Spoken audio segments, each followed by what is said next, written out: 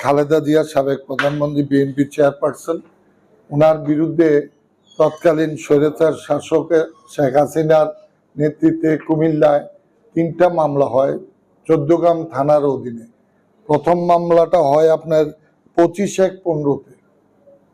সেই মামলাটা বিশেষ ক্ষমতা আইনের 15-3-25-D। এই মামলাটা ঢাকা চট্টগ্রাম হাইওয়ে আপনার হায়দারপুর পোলের সামনে একটা ঘটনা দেখায়, এটা ম্যাডাম সহ 32 জনকে এটা আসামি করে মামলা করে এবং 10-15 জন অজ্ঞাতনামা। সেটা তদন্ত হয়, তদন্তে ওনারা পুলিশ চার্জশিট দাখিল করে। পরবর্তীতে মামলাটা রেডি ফর ট্রায়াল হয়ে বিচারের জন্য অতিরিক্ত দায়রা জজ প্রথম আদালতে যায়।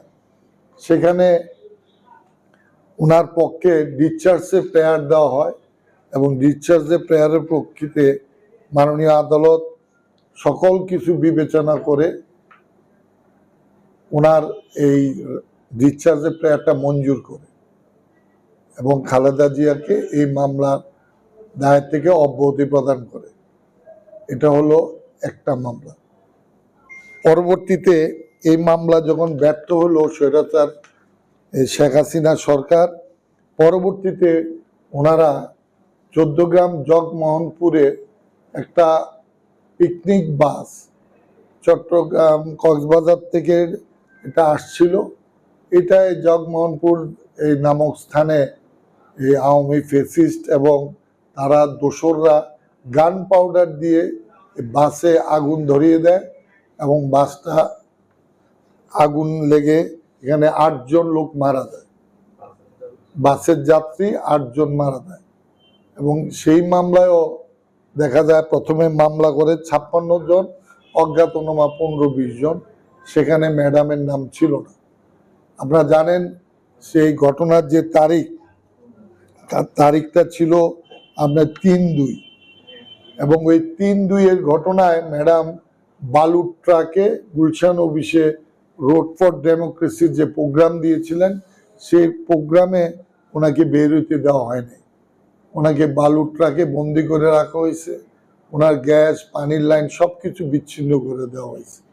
ওই তারিখেই এই জগমোহনপুরের এই ঘটনায় ওনাকে 8 মার্ডারের এই হত্যা মামলায় সরকার, তৎকালীন এই ফ্যাসিস্ট সরকার, ওনাকে রাজনৈতিক প্রতিহিংসার কারণে ওনাকে চার্জশিটে অন্তর্ভুক্ত করে।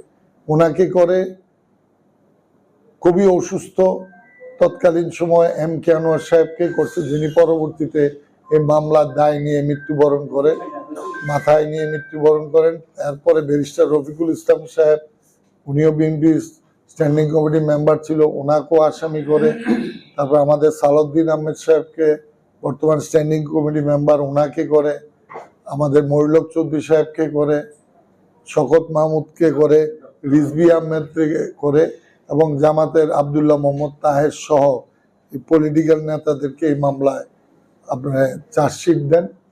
এবং চার্জশিট দেওয়ার পরবর্তীতে আমরা অনেকবারই চেষ্টা করেছি যে এই মামলাটা যে পলিটিক্যাল মামলা এবং ম্যাডাম যে এই মামলায় ঘটনার দিন উনি গুলশান অফিসে ওনার অফিসে উনি গৃহবন্দী ছিলেন সেটা জানার পরও ওনারা চার্জশিট দেন। পরবর্তীতে পরিবর্তিত পরিস্থিতিতে আমরা সমস্ত কাগজপত্র এবং গুলশান অফিসে ওনার বন্দি অবস্থার সমস্ত চিত্র এগুলি কোর্টে তুলে ধরার পরে কোর্ট সন্তুষ্ট হয়ে ওনাকে এই মামলার দায়ের থেকে অব্যাহতি দেয়। এবং এই মামলাটা 2টা পার্ট হয়, একটা হত্যা মামলা আর একটা বিস্ফোরক আইনের 3 ও 4 ধারা মামলা হয় এবং 2টা মামলাই শুনানি হয় এডিশনাল 2 শফিকুল ইসলাম সাহেবের কোর্টে।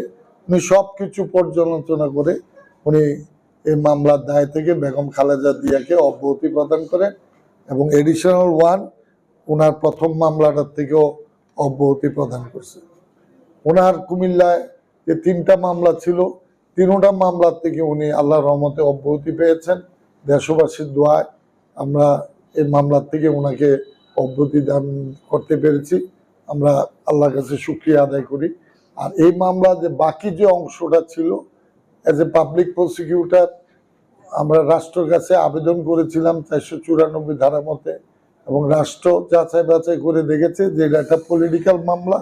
সেই কারণে বাকি আসামিদেরকে এই মামলার দায়ের থেকে এই মামলা রাষ্ট্র আর পরিচালনা করবে না, এবং এই মামলা উইথড্রলের জন্য আমাদের কাছে চিঠি আসছে এবং সেই চিঠি আমরা জমা দিয়েছি এবং কোর্টও ওইটা অ্যাকসেপ্ট হয়েছে।